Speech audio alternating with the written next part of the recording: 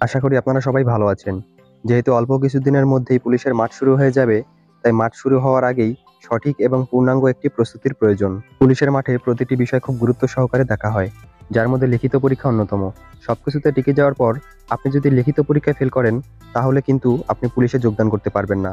তাই police constable নিয়োগ 2025-এর প্রশ্ন পদ্ধতি কিরকম হবে, কোন ধরনের প্রশ্ন করা হবে এবং কত নম্বরে পরীক্ষা হবে, পরীক্ষার জন্য সময় কত দেওয়া হবে, সবকিছু আজকের ভিডিওতে দেখানো হয়েছে। তাই আপনাদের অনুরোধ করছি, পুলিশের লিখিত পরীক্ষা প্রশ্ন পদ্ধতি সম্পর্কে পূর্ণাঙ্গ ধারণা পেতে আমাদের আজকের এই ভিডিওটা না টেনে প্রথম থেকে শেষ পর্যন্ত দেখবেন।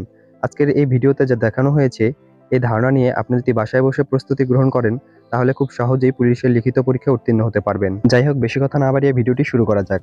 পুলিশ কনস্টেবল নিয়োগের লিখিত পরীক্ষা 2025-এর পূর্ণ নম্বর থাকবে 45, অর্থাৎ আপনাদের 45 নম্বরের মধ্যে পরীক্ষায় অংশগ্রহণ করতে হবে এবং এই লিখিত পরীক্ষার জন্য আপনারা সময় পাবেন 1 ঘন্টা 30 মিনিট। এখন জেনে নেই এই 45 নম্বরের মধ্যে আপনাদেরকে কি কি বিষয়ের উপর প্রশ্ন করা হবে। মূলত বাংলা, ইংরেজি, গণিত এবং সাধারণ জ্ঞান, এই 4টি বিষয়ের উপর আপনাদের প্রশ্ন করা হবে এবং প্রতিটি প্রশ্নের যথাযথ সঠিক উত্তর দেওয়ার চেষ্টা করবেন। এখন জেনে নেই কোন বিষয়ের উপর কত নম্বরের প্রস্তুতি গ্রহণ করতে হবে। তো প্রথমেই আমরা আলোচনা করছি বাংলা নিয়ে। বাংলার জন্য 15 নম্বরের প্রশ্নের একটি ধারণা আমরা পেয়েছি।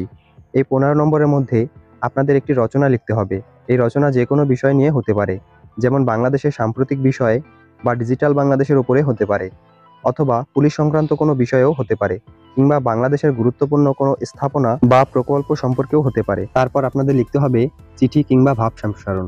এই দুইটির মধ্যে যে কোনো একটি আপনাদের লিখতে হবে। তারপর পরীক্ষায় বাগধারা অথবা এক কথায় প্রকাশ, এই দুইটির মধ্যে যে কোনো একটি আসবে। তবে বেশিরভাগ ক্ষেত্রেই পরীক্ষায় বাগধারা এসে থাকে। বাগধারা লেখার সময় বাগধারার অর্থ লিখে তার পাশে সেই অর্থের একটি বাক্য রচনা করতে হবে।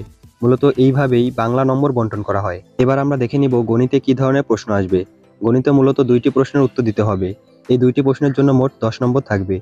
সেখানে পাটিগণিত থেকে 5 নম্বর এবং বীজগণিত থেকে 5 নম্বর থাকবে। পাটিগণিতের জন্য আমরা কি কি বিষয়ে প্রস্তুতি গ্রহণ করতে পারবো সেগুলো দেখে নিই। যেমন সুদ কষা, ঐকিক নিয়ম, লাভ ক্ষতি এবং পিতাপুত্র সংক্রান্ত যে অঙ্কগুলো আছে সেগুলো আপনাদের বেশি বেশি প্র্যাকটিস করতে হবে। এরপর বীজগণিত থেকে একটি প্রশ্নের উত্তর দিতে হবে, যার নম্বর থাকবে 5 এবং সেখানে মান নির্ণয় এবং উৎপাদকে বিশ্লেষণ এই অঙ্কগুলো থাকবে।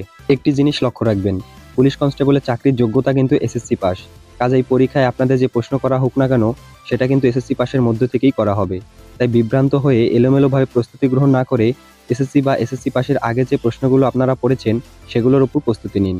তাহলে লিখিত পরীক্ষা আপনি 100% কমন পাবেন। এখন আমরা দেখে নিব ইংরেজিতে কি কি প্রশ্ন করা হয়। এখানে 15 নম্বরের প্রশ্ন হওয়ার সম্ভাবনা রয়েছে। সেখানে থাকবে ট্রান্সলেশন, যেখানে বাংলা থেকে ইংরেজিতে অনুবাদ করতে হবে। ট্রান্সলেশন মোট 5টি আসবে এবং প্রতিটি প্রশ্নের জন্য 1 নম্বর করে থাকবে।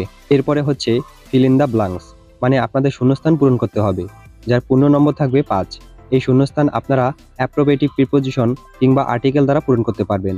এরপরে আপনাদের একটি প্যারাগ্রাফ রাইটিং দেওয়া হবে।